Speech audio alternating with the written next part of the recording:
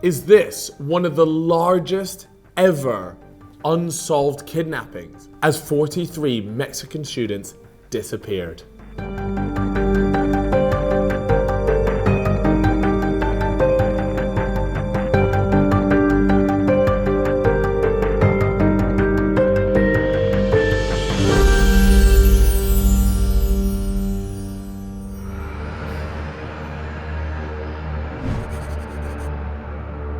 On the evening of September 26, 2014, 43 Mexican students disappeared.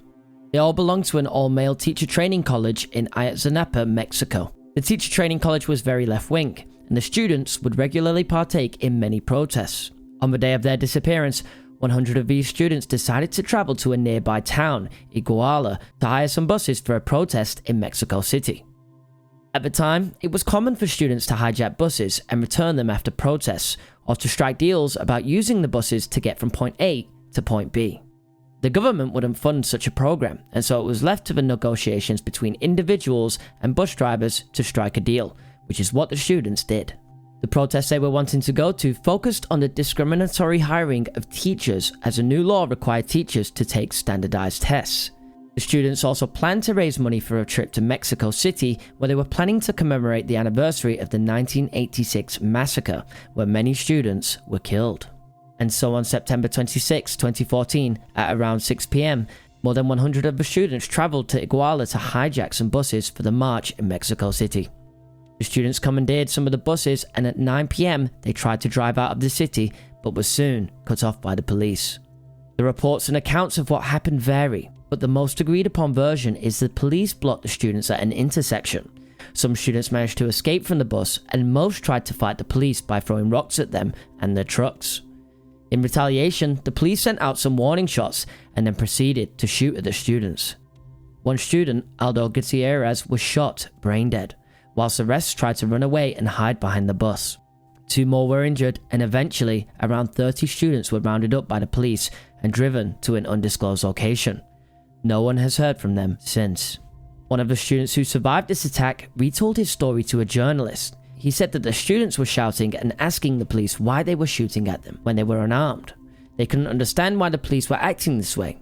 He also explained that the only reason why the students threw rocks at the police trucks was just to protect themselves. I just don't really understand how they can be so aggressive towards a bus filled with students. I get that they've hijacked these buses, right? So that alone, but does that mean that it's okay to just open fire on buses filled with students? That is just not a normal response to anything like this. Do you not think that there's like an order because of what these kids are standing for, or there's something higher up? It's just I can't imagine in training, in police training, they're like, yeah, okay, so if there's ever a bus that gets hijacked by a bunch of students, make sure you just open fire on them all. Yeah, like surely if it's like a riot, then you contain it like a riot. Yeah. Riot shields, maybe some tear gas, all that kind of stuff, which they did use. But then, and they literally killed people here. It just seems like such an overreaction to something that didn't actually cause that much harm. This episode is sponsored by our good friends over at Beer 52. Now, let me tell you, if you're wondering, right, what can I get a family member, maybe even a good friend for Christmas? Let me just tell you this now. Beer 52 is the solution. What it is a membership, right? And you get sent monthly a set of beers, right? All different types of beers. And we have got the best deal for you, right? Because if you use our code on screen right now, you will actually get sent 8 craft beers for free. All you have to do is pay the postage cost, which is just under £6. So you're essentially paying the postage for 8 beers. Absolute bargain. I'm not too sure what is going on over here, but fantastic work there from Chip. So far, there have been beers from over 40 different countries, 5 different continents. So, look, there's a lot of variety. What an amazing gift to give someone. You can check it out at beer52.com/ta-da. Just there. Make sure you use that URL. It'll be down in the description. And thank us later. See you guys. Another bus was stopped in front of the Palace of Justice building, and it was attacked as well. The students inside were taken out, placed in hoods, and driven away. The students from this bus haven't been found either. Both groups of students who were driven away to a secret location make up the 43 missing students. Another bus was also stopped and attacked by some unidentified gunmen.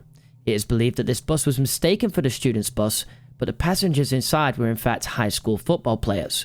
When this bus was being shot at, some bullets hit 2 nearby taxis, resulting in the deaths of one bus driver, a football player, and a woman in one of the taxis.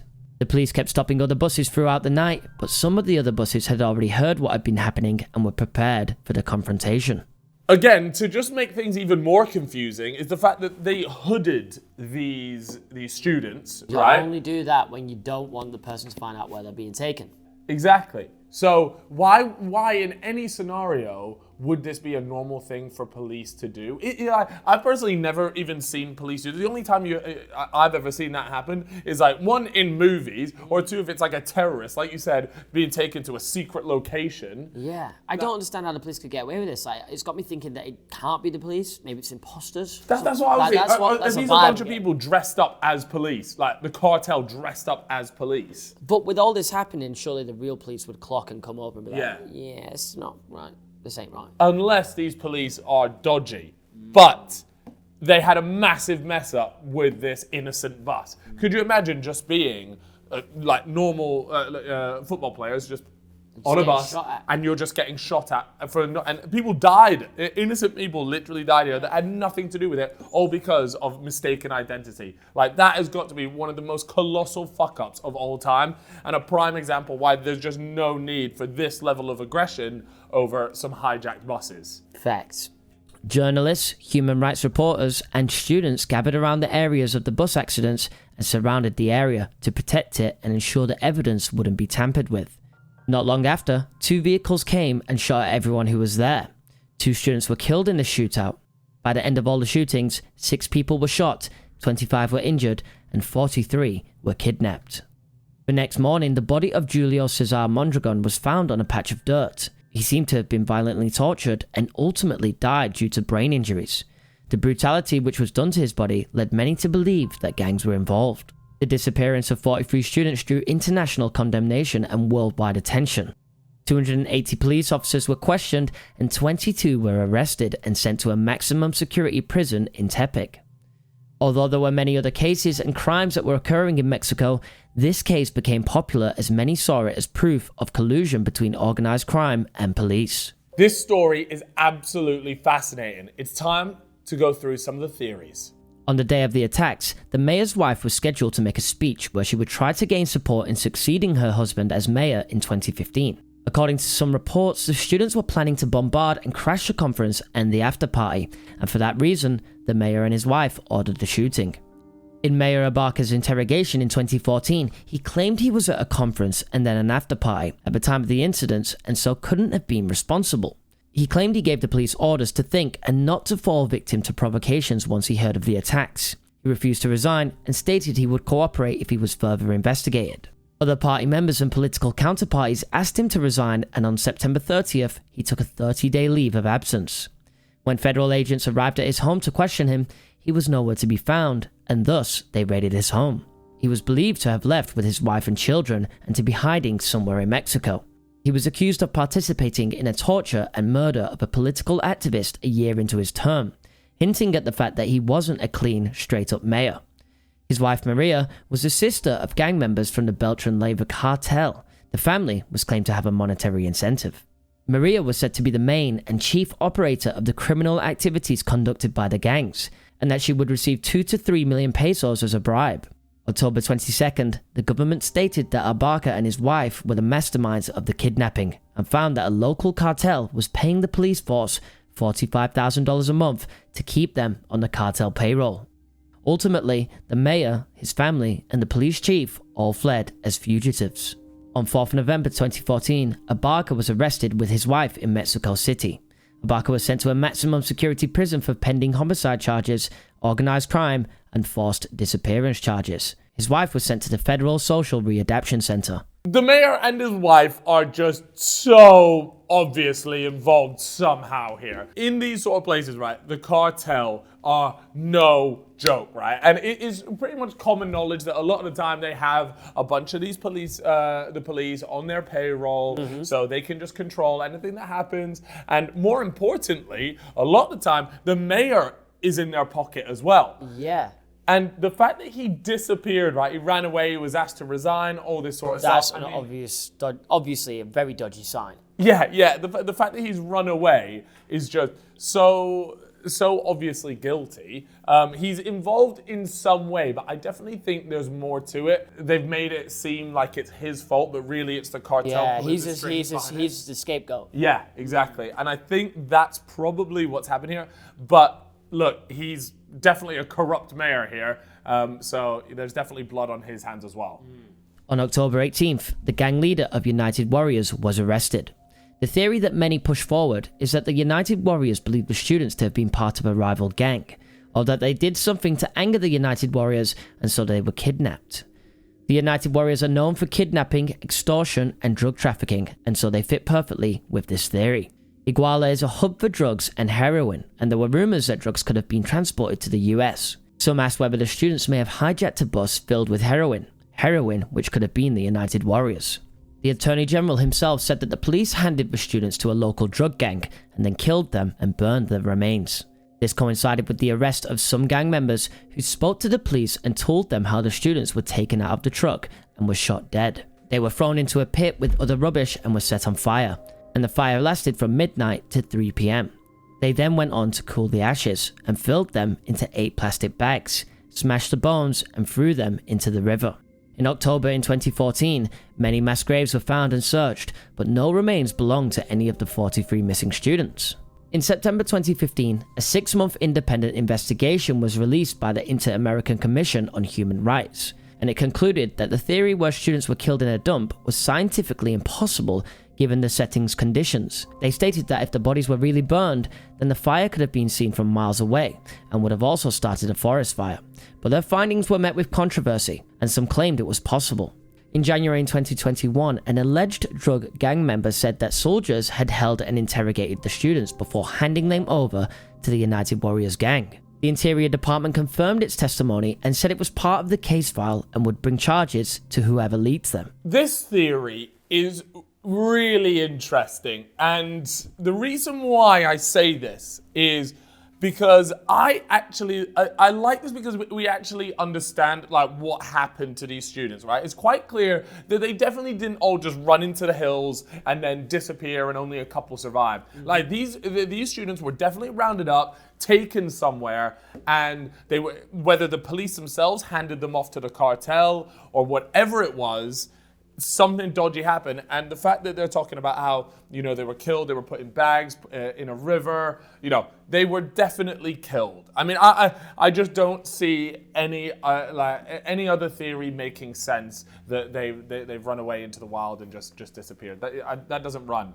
I really like the heroin one. Yeah, I like that one. Like, it would make the most sense because if kids have accidentally hijacked buses that have got loads of heroin, like worth a lot of money, then that's going to be serious, and the cartel won't mess around. They'll want the heroin back, and they'll kill people for it. And more so if they suspect that the people stealing it are part of a rival gang. And that's what, and that is what this theory is all about, is they think that these students are part of a rival gang.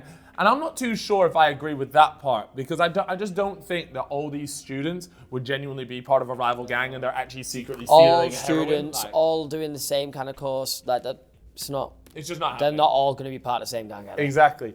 But it could be sent as more of like a warning signal, like just don't fuck with our stuff. And now you can imagine the protesting, and you're going to think twice about doing it when you hear about this particular case. And I don't know. I think the heroin one is definitely a pretty strong case. The only thing is that there just isn't too much to back it up. This the heroin theory is really just from an investigative journalist that came and said that they think that this was the case, but there's actually no one that has come out and be like, oh, there was heroin in this bus. We're gonna need some evidence, man. Another thing that I think that's quite weird about this is if it was heroin in the bus, surely you can just get rid of the students and be like, get off our bus, you robbed our bus, da-da-da, and then just take the bus back. Why would you need to kill the students? Unless, of course, It's a very there good was point. there was another motive, or they really did believe that they were part of a rival gang. So that's the only thing in my head. I just don't think you would need to kill and make these 43 students just disappear. I don't know. That part of it seems weird to me anyways. Schools like these are usually very left-wing and based on communist principles. There are stigmas which are attached to these type of schools. Many criticize it and many try to dismantle this type of education. Maybe someone on the very right wanted to send a message. This theory, I'm not too sure. I think it's probably just a little too extreme for my liking. And by that, I mean, if you want to send a strong message from the right wing, is killing 43 students really the right way to go about it? I'm not too sure. Yeah, you're right. It probably would inflict a lot of fear, again, into people that were even thinking about protesting and making a bit of a mockery out of it. But I just don't think you do it this way. I think there's probably way better and smarter ways to go about it. There was a bigger reason for this. There's Yes. something bigger at play. Absolutely. But we want to know what you guys think to it. Now, it's important I give you guys a little update on the now. On December 6, 2014, the first missing student was found dead, followed by 2 more in 2015 and then in 2020. Also, on June 24, 2020, the original gang leader of the United Warriors' brother was arrested, and then in September of 2020, more police were arrested, and so were soldiers. Pretty much, it's quite obvious that the whole thing was just absolutely rotten and so corrupt, right? May 7th rolls around, and the deputy police chief of Iguala was arrested. So, this whole thing just stinks, right? The whole thing is terrible. Voters punished the political party which Abarca belonged to, which was called the Democratic Revolution Party, and called the party to demand accountability from party leaders who were responsible or jointly responsible for having promoted the candidacy of Abarca for mayor. So they were just like, guys, someone has to be held accountable. How did this guy make it to be a mayor of this place? The whole thing was an absolute mess, guys. I know this is technically unsolved, right? Because most of the students haven't been found. yeah, most of the students haven't been found, but I just think they've burned them, they've put them in bags down the river, they're gone. I refuse to believe that they just ran away and that's that. There was obviously so much more at play here. All these people being arrested on corruption, bro, you're kidding yourself if you think that they just ran away from the bus and never came back. Yeah. So we'd love to hear from you guys. What do you guys think about this? Obviously a very tragic case indeed. But if you are new around here, make sure you hit the subscribe button, leave your thoughts down below. And anything else you'd like to say, Chip? And we'll see you next Monday for another mystery. Yeah!